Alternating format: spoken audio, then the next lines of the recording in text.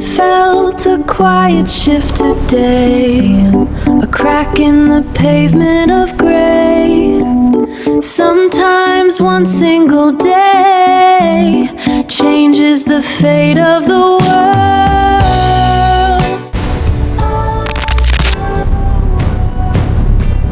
And we just watch the ripple unfurl. We are about to take a Neptune step, Japan. There will be nothing but dead bodies.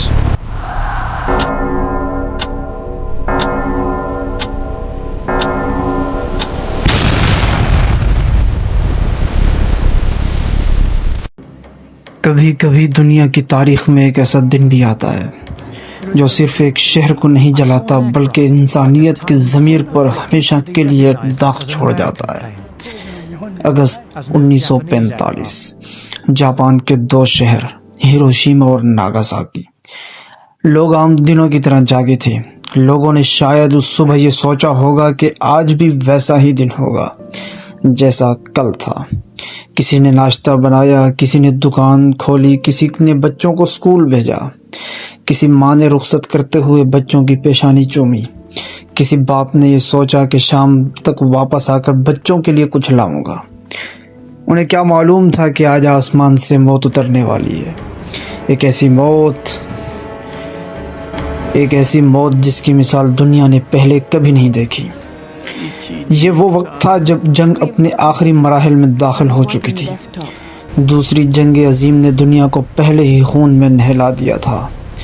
Europe جل چکا تھا، Asia زخمی تھا، اور انسان اپنی ہی بنائی ہوئی تباہی کے ملبے پر کھڑا تھا۔ مگر ہیروشیما، وہ صرف ایک فوجی نقشے پر موجود شہر نہیں تھا، وہ ایک زندہ شہر تھا، سانس لیتا ہوا، چلتا پھرتا، امیدوں، مصروفیات اور معمولات سے بھرا ہوا شہر تھا۔ گلیوں میں سائیکلیں تھیں، بازاروں میں معمول کی چہل پہل تھی، لوگوں کے چہروں پر جنگ کی تھکن ضرور تھی مگر زندگی ابھی باقی تھی۔ اور پھر اسی زندگی سے بہت دور کسی بند کمرے میں کسی میز کے گرد کچھ لوگ مستقبل کے نام پر ایک ایسا فیصلہ کر رہے تھے جو لاکھوں زندگیاں بدل دینے والا تھا۔ جنگ صرف میدان میں نہیں لڑی جاتی، کبھی کبھی اس کا سب سے خطرناک مرحلہ میزوں پر طے ہوتا ہے، نقشوں پر، فائلوں میں، اور ان کمروں میں جہاں انسانی چہرے تو موجود ہوتے ہیں مگر انسانی دل غائب ہو جاتے ہیں۔ امریکہ نے ایک ایسا ہتھیار تیار کر لیا تھا جسے وہ دنیا کے سامنے پہلی بار استعمال کرنے والا تھا، جس کا نام تھا ایٹامک بم، نیوکلیئر بم۔ ایک ایسا ہتھیار جو صرف عمارتیں نہیں گراتا، صرف جسم نہیں جلاتا، بلکہ وقت کو بھی دو حصوں میں تقسیم کر دیتا ہے۔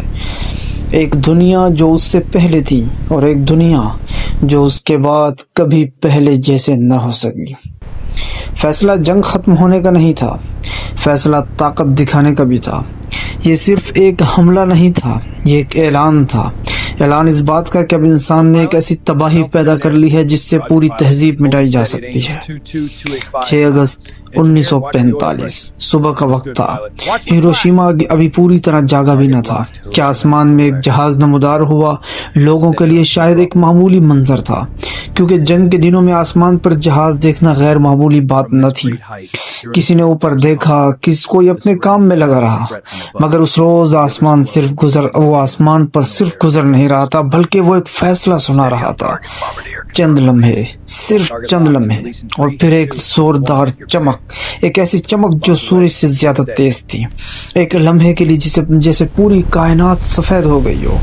اور پھر دھماکہ، ایک ایسا دھماکہ جس نے صرف آواز پیدا نہیں کی بلکہ ایک پورا شہر نگل لیا۔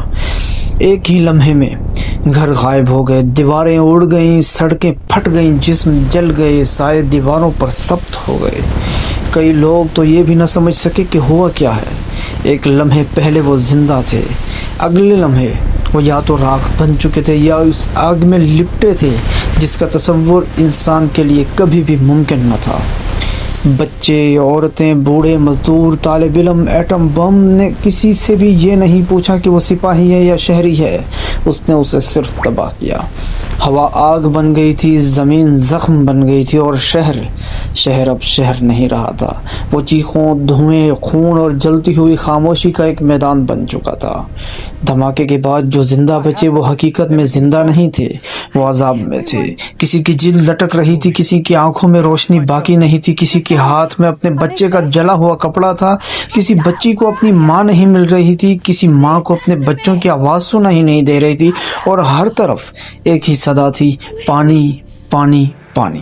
مگر یہ پیاس صرف گلے کی نہیں تھی، یہ ایک ایسی پیاس تھی جو زندگی کے بچ جانے کی آخری خواہش تھی۔ دریا کی طرف بھاگتے ہوئے لوگ، جلتے ہوئے جسموں کو سنبھالتے ہوئے لوگ، ٹوٹتے ہوئے قدم، اور وہ آنکھیں جن میں سوال تھا، آخر ہم پر کیا نازل ہوا ہے؟ یہ ہمارے ساتھ کیا ہوا ہے؟ ہیروشیما صرف تباہ نہیں ہوا تھا، اسے سمجھنے کا موقع بھی نہیں ملا۔ حملہ کرنے والوں نے کہا جنگ ختم کرنا ضروری تھا۔ کیا یہ قدم مزید خون ریزی روکنے کے لیے اٹھایا گیا ہے؟ کہ اگر یہ بم نہ گرایا جاتا تو شاید جنگ لمبی چلتی۔ مگر سوال یہ ہے کہ کیا ایک جنگ کو ختم کرنے کے لیے ایک شہر کو زندہ جلانے دینا جائز ہوتا ہے؟ کیا طاقت کا مطلب یہی ہے کہ اگر آپ اپنی برتری ثابت کرنے کے لیے انسانی جسم کو تجربہ گاہ بنا دیں؟ کیا فتح وہ ہوتی ہے جس کے بعد بچے جلتی سڑکوں پر ماں کو ڈھونڈ رہے ہوں؟ تاریخ کے کچھ فیصلے صرف عسکری نہیں ہوتے، وہ اخلاقی بھی ہوتے ہیں، اور ہیروشیما ان سوالات میں ایک بہت بڑا سوال ہے۔ اور اگر یہ دنیا یہ سمجھتی کہ ایک شہر کے بعد شاید دل بدل جائے گا تو وہ غلط تھی، کیونکہ صرف 3 دن بعد 9 اگست 1945 ایک اور جاپانی شہر ناگاساکی، ایک اور صبح، ایک اور معمول، اور ایک اور زندگی، اور ایک اور آسمان، اور پھر ایک اور بم، ایک اور سورج جو آسمان سے نہیں انسان کے ہاتھوں سے طلوع ہوا۔ ناگاساکی بھی ہیروشیما کی طرح ایک لمحے میں جہنم میں بدل گیا۔ وہی آگ، وہی دھواں، وہی چیخیں، وہی انسانی جسم جو ہڈی، گوشت اور یادوں کے ملبے میں بدلتے گئے۔ لیکن ایٹم بم کی ہولناکی صرف اس لمحے تک محدود نہیں تھی جب دھماکہ ہوا، اصل عذاب اس کے بعد شروع ہوا، اور وہ عذاب تھا ریڈیشنز، ایک خاموش قاتل، وہ جو نظر نہیں آتا مگر نسلوں کا پیچھا کرتا ہے۔ جو بچے زندہ بچ گئے ان میں بیماریوں نے گھر کر لیا، کینسر، جلدی امراض، کمزور جسم، خراب ہوتے اعضاء، اور آنے والی نسلوں تک کا پھیلتا خوف۔ بہت سے لوگ دھماکوں کے دن نہیں مرے، وہ دنوں بعد مرے، ہفتوں بعد مرے، مہینوں بعد مرے، اور کچھ لوگ ساری زندگی موت کا انتظار کرتے رہے۔ ہر بار جب سیاستدان اپنی انا کو انسانی جانوں سے زیادہ قیمتی سمجھتے ہیں تو ہیروشیما پھر سے زندہ ہو جاتا ہے، ناگاساکی پھر بول اٹھتا ہے۔ یہ شہر ہمیں یاد دلاتے ہیں کہ ایٹمی جنگ میں کوئی فاتح نہیں ہوتا، جو جیتتا ہوا نظر بھی آئے وہ بھی دراصل ہار چکا ہوتا ہے، کیونکہ انسانیت ہار جاتی ہے۔